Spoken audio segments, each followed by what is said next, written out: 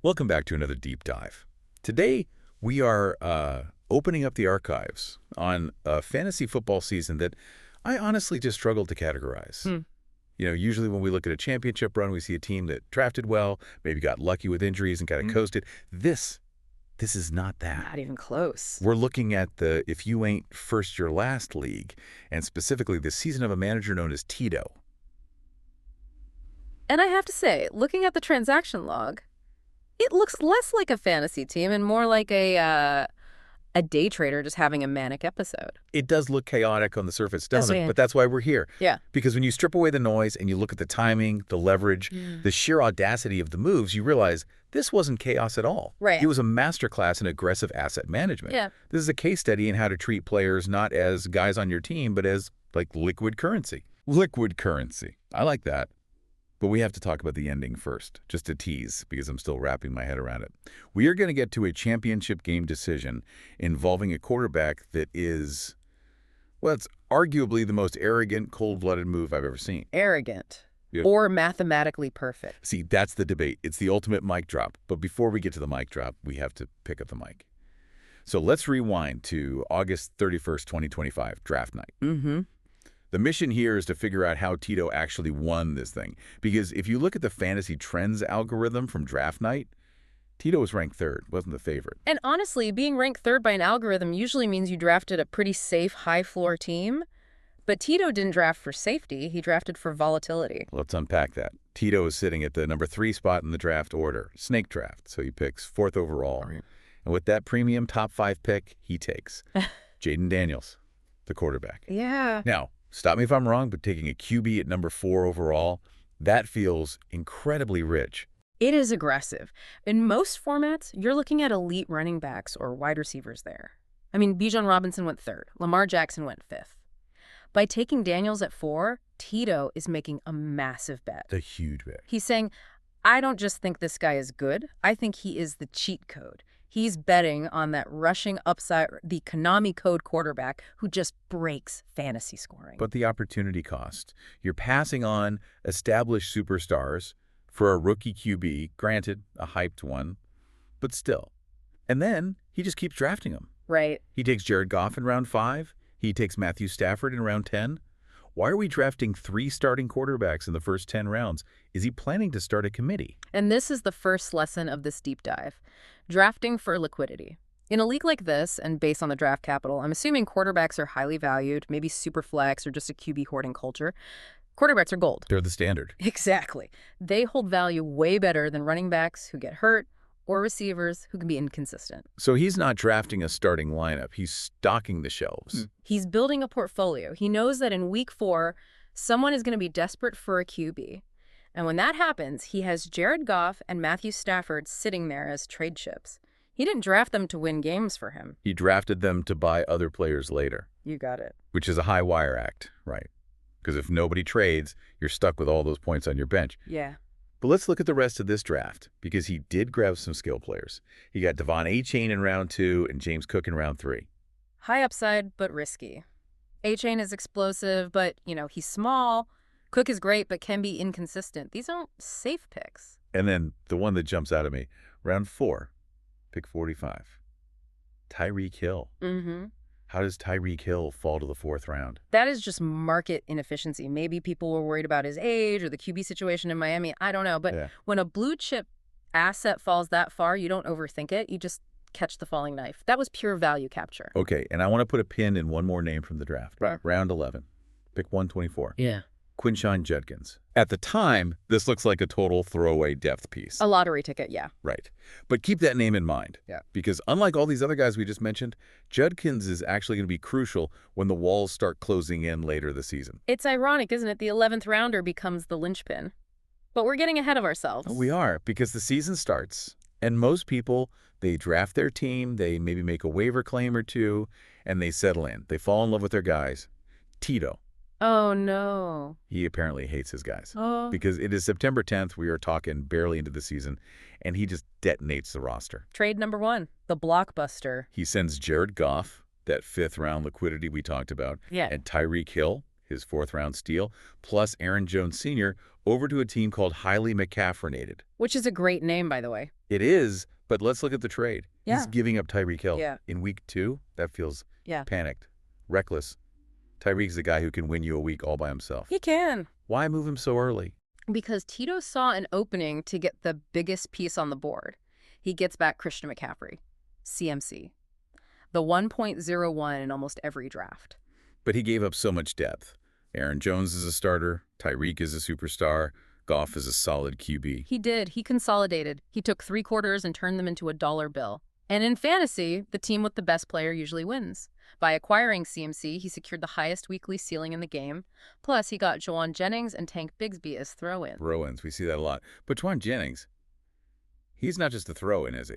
Not in this offense. And that's the key to a great trade, identifying the throw-in that has standalone value. Tito saw Jennings not as clutter, but as a real flexed option. So now he has CMC, but he's clearly not satisfied. Okay. A month passes, it's October 11th, and he goes back to the market. This is the star power trade. Yep.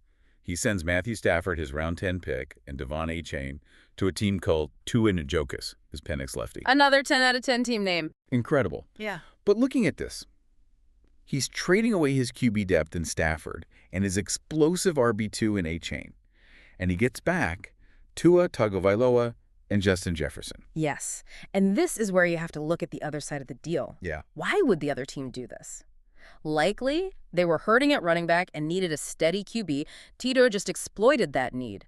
He upgraded from Achane to Justin Jefferson, the best receiver in football when healthy, essentially by paying a tax of Matthew Stafford. So by mid-October, his team features Christian McCaffrey and Justin Jefferson, 2 guys he didn't even draft. He basically gutted the middle class of his roster to build an aristocracy at the top. It's a stars and scrubs strategy on steroids. But notice what he's missing now. He traded Goff. He traded Stafford. He's relying on Tua and Jaden Daniels. He's running a bit thin at quarterback. Which leads us to the most bizarre sequence of the season. I call this the Stafford boomerang. Ah. Because, okay, you trade a guy away, you usually say goodbye and good luck. Yeah. But Tito, he acts like he just pawned Stafford and went back to get him out of the shop. It really is a transaction addiction at this point. November 6th and November 8th. A flurry of moves. Walk us through this because my head just spins looking at it. Okay, so on November 6th, he makes a move to acquire Colston Loveland, the tight end, and Nico Collins. He also picks up the Panthers' defense. Okay, solid. Nico Collins is a stud. Right. But he holds Nico Collins for exactly 48 hours. 2 days later, November 8th, he flips Tua Tagovailoa, Nico Collins, and James Cook. And in return, he gets Jackson Smith-Njigba and Matthew Stafford. He brought him back. He traded Stafford away in October and traded for him in November. Why? Did he just miss him? I think he realized he over-leveraged his QB room. With Tua, you have concussion risks. With Daniels, you have rookie variants. He looked at the playoffs approaching and thought, I need a safety blanket. And Stafford is that. Stafford is that safety blanket. He knows the system. He throws the ball a ton. It's like breaking up with someone because you want to see what else is out there. Exactly. Realizing the dating pool is a nightmare and begging for them back a month later. And it cost him. He had to give up Nico Collins and James Cook to fix that mistake, but he got JSN Jackson Smith-Njigba in the deal too, and that's crucial because Ajan starts heating up right when it matters. So let's pause and look at the roster as we head into the playoffs. The regular season is a grind. Obviously, he finishes 10-4, ties for the best record. But the team entering the playoffs is unrecognizable from the draft. Totally unrecognizable. The core is now CMC, Jefferson, JSN, Colston Loveland, and the prodigal son, Matthew Stafford. It's a Frankenstein monster of a team, but it works. He secures the number 2 seed. So round 2 of the playoffs, he's facing immunized against losing.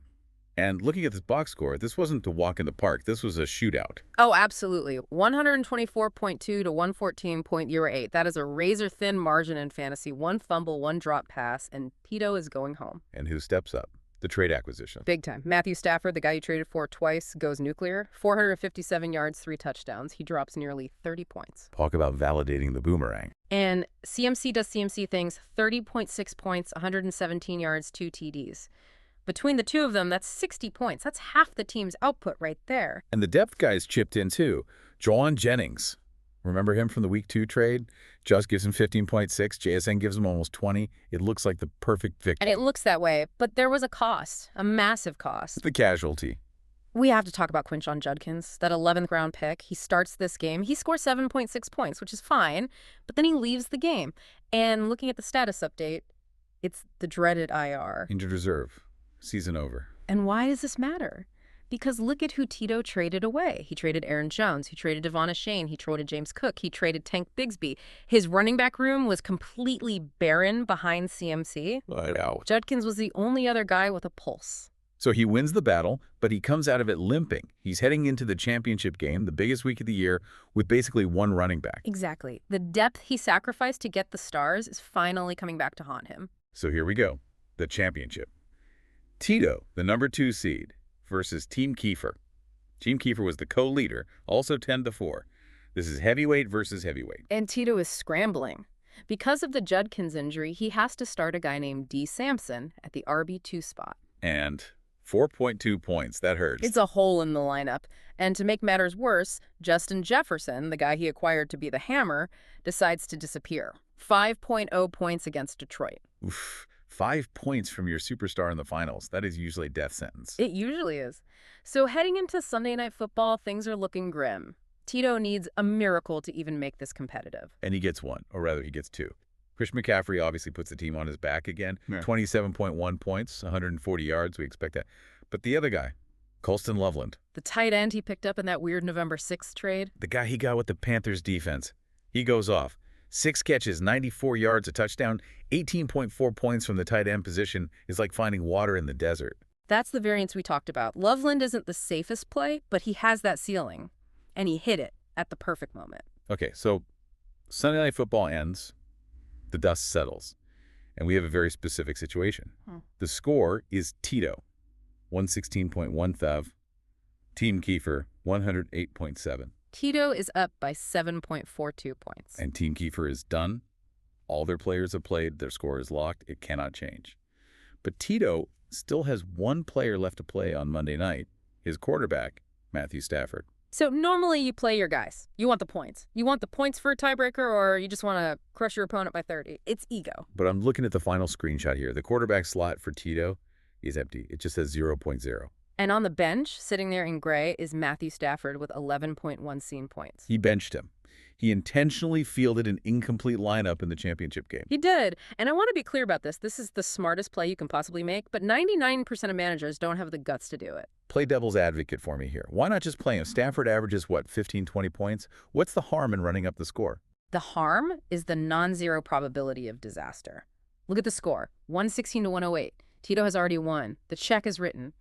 The literal only way he loses that game is if Stafford plays and scores negative 7.5 points. Which sounds impossible. It's unlikely. It's not impossible. Imagine this. First play of the game, Stafford gets sacked, fumbles, the defense returns it. That's -2 for the fumble. Maybe gets injured. Okay, maybe not that extreme. But what if he throws 4 interceptions? What if he takes a bunch of sacks? We have seen quarterbacks put up negative points. It's rare, but it happens. Exactly. Let's say there is a 0.5% chance Stafford scores -8 points. That means there's a 99.5% chance Tito wins if he plays him.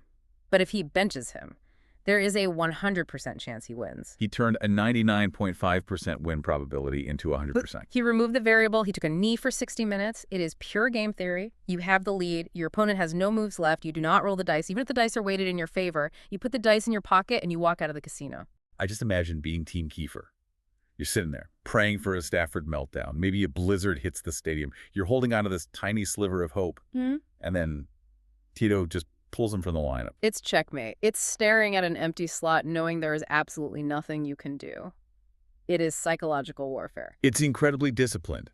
Because you know there's a part of you that worries, what if my score gets stat corrected down? Or what if I did the math wrong? That's the imposter syndrome kicking in. If I bench him, I look like a jerk or I look too cute. But Tito trusted the numbers. 116 is greater than a 108. Game over. So Tito finishes the season as the league champion.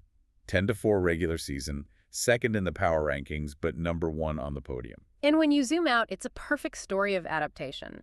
The draft gave him assets. Daniels, Goff, Stafford, but not a team.